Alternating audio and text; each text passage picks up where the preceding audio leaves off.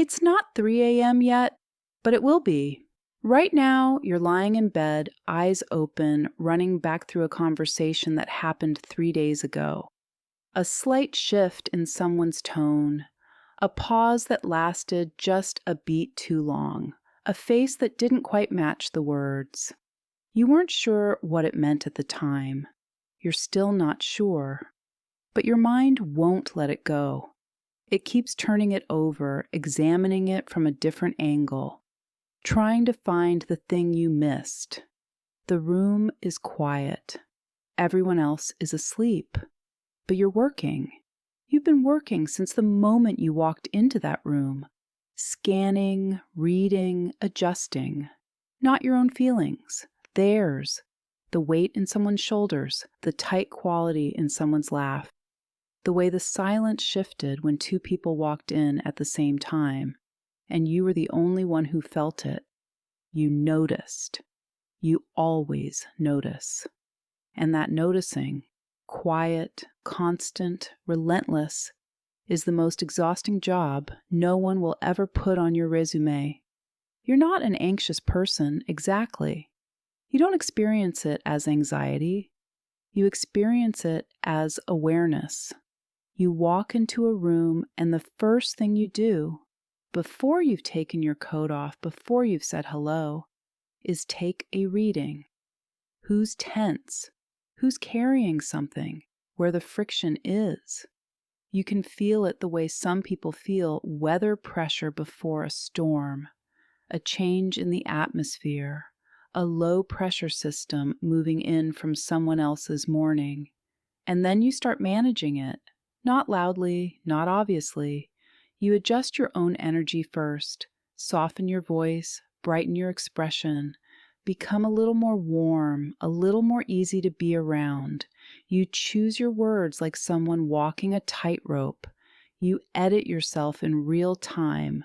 You hold back the thing you were about to say because you can feel that someone else in the room is already at capacity. So you wait. You swallow it, you file it away under not the right moment, and the right moment never comes. You leave gatherings drained in a way that's hard to explain to people who don't do this. Not tired from talking, not even tired from being social, tired from the invisible second shift you ran the entire time. The constant background process of monitoring, adjusting, smoothing, containing. And here's what's strange. No one asked you to do this. No one even knows you did it. If any of this sounds like your particular kind of exhaustion, drop a 1 in the comments. You'd be surprised how many people are reading this right now thinking the same thing. In a moment, we're going to look at what's actually happening in your brain when you do this, because there's a name for it. And understanding it changes everything. What you're experiencing has a name. Psychologists call it emotional hypervigilance. And it lives at the intersection of two things that are usually treated separately: rumination and threat detection. Your brain has a system called the default mode network, a region that activates when you're not focused on a task. For most people, it drifts. For someone with emotional hypervigilance, it doesn't drift. It scans, it replays, it runs social simulations. What did that mean? What might happen next? What would I do if, on a loop that doesn't have an off switch? Dr. Susan Nolen-Hoeksema, whose decades of research on rumination changed how psychologists understand depressive thought patterns, found something important. The problem isn't that we revisit difficult experiences. That's normal. The problem is when revisiting becomes a pattern, when the mind returns to the same material not to resolve it, but because it doesn't know how to stop. Think of it like this. Your mind is a security system that was programmed in an environment where the threat was real and constant. The system worked. It kept you safe. But security systems don't evaluate whether the threat level has changed. They just keep scanning, keep alerting, keep running the same protocol. That's the overthinking psychology at the core of this. It isn't a character flaw. It isn't weakness. It's a system that was built for a specific environment and never got the signal that the emergency was over. What we need to understand is why that system was installed in the first place, and it almost always starts somewhere specific. Think back to a time before this was automatic. There was a version of you, younger, probably much younger, for whom the room was genuinely unpredictable. Maybe it was a parent whose mood you couldn't read until you walked in the door, and those first few seconds mattered. You learned to read the set of their shoulders before you said hello. A coat thrown on the chair instead of hung up meant one kind of evening. A particular quiet meant something else entirely. You became expert at the microsignals because your comfort, maybe even your safety, depended on getting them right. Or maybe it was subtler than that. A family where tension was never directly addressed, only circled around. Where no one named what was wrong, so everyone had to guess. Where the way to keep the peace was to feel out the situation before you spoke. The child's logic was completely correct. In that environment, reading the room was the smart thing to do. It worked.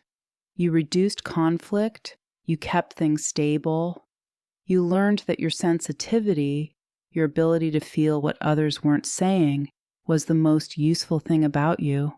And so you got very, very good at it. Over time, the scanning became automatic. You stopped noticing you were doing it because it stopped feeling like a choice. It just became the way you moved through the world. Before we get to the turn, the part that actually changes something, I want to be honest about what this costs you. Here's the part that's harder to say. This hypervigilance, this constant emotional monitoring, it requires your presence, your full, available, continuous presence. Every unit of attention you spend tracking someone else's unexpressed feelings is a unit of attention you are not spending on your own.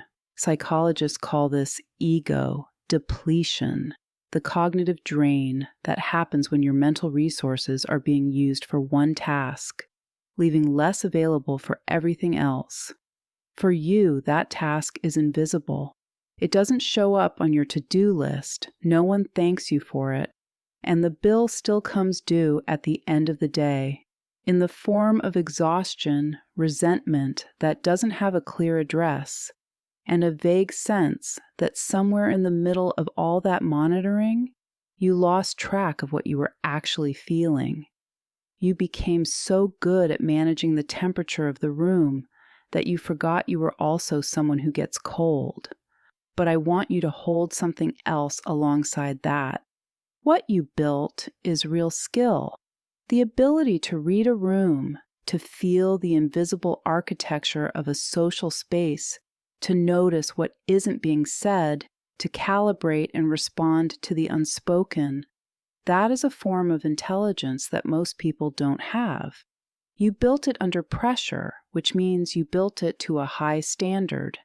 It runs on you like a second language, fluent, fast, deeply integrated. The work is not to dismantle it. The work is to let yourself know that you don't have to run it at full capacity all the time. You are allowed to walk into a space and be in it, not monitor it, not manage it, not hold it together. Just be a person in a room. The emergency that originally taught you to scan, that emergency is not the room you're standing in now.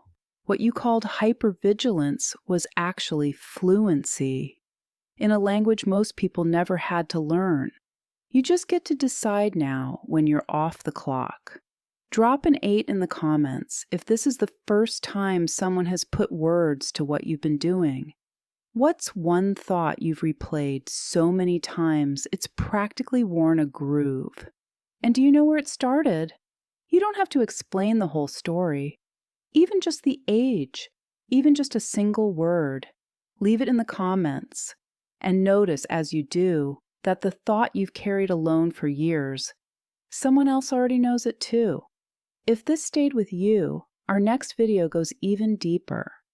The psychology of people who keep their pain completely private, who have learned to be so contained that no one ever sees them struggling. Watch it next.